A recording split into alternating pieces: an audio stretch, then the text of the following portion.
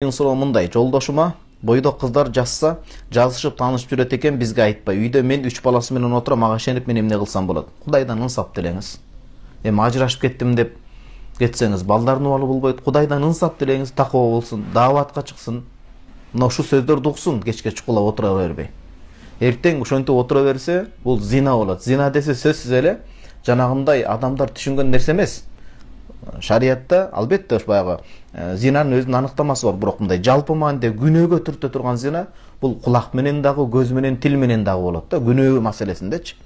Бул дагы зинанын бир түрү болуп эсептелет, зинага жетелеген нерсе. Эртең ушинтип көрүнгөн менен бойдок кыздар менен сүйлөшө берсе, эртең өзүнүн кызын да пайдаланып кеткен шулуун эркектер чыгат. Корксун. Кудайдан ынсап делеңиз, Кудайдан корк деңиз, дааватка чыгып келиңиз. Мына Кудайга шүгүр, Кыргызстаныбызда диний эркиндик, туура багытта мазхаб карманган, акыйдасы түз, ошондой ишенимдүү устаздардан сабагына барып катышсын. Кыздар менен сүйлөшпөй, китеп окусын, өзүн жетиштирип, балдарын тарбиясына маани берсин.